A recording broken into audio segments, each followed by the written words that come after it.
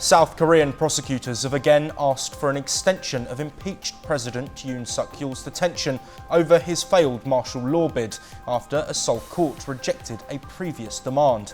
A court issued a warrant for his arrest last week, saying there was a risk he would destroy evidence. Moving to resume bilateral engagements after the disengagement at the India-China border, Foreign Secretary Vikram Misri will travel to Beijing on January the 26th and 27th for a meeting of the Foreign Secretary-Vice Minister mechanism between India and China.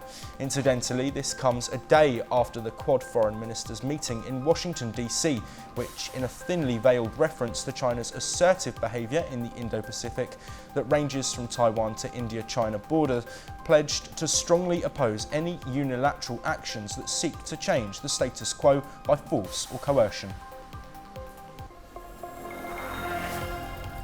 China's Foreign Minister Wang Yi spoke with new US Secretary of State Marco Rubio and told the known China hawk that the direction and tone of US-China ties had been set by their leaders, and he hoped Rubio would play a constructive role for the good of the people of both countries.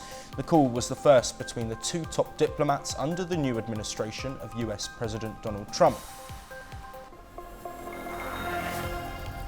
Meanwhile, Marco Rubio also held a call on Friday with Vietnam's Deputy Prime Minister and Foreign Minister Bu Thanh Song.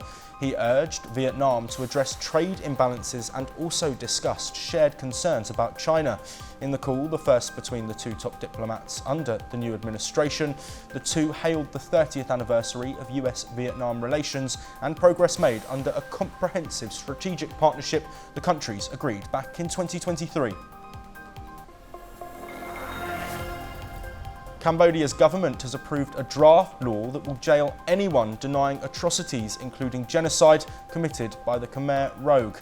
The draft law aims to prevent a repeat of the Khmer Rouge's crimes and to provide justice for victims. It was approved during a cabinet meeting chaired by PM Hun Manet. The bill stipulates the prosecution of any individual who denies or condones the atrocities committed under the Khmer Rouge.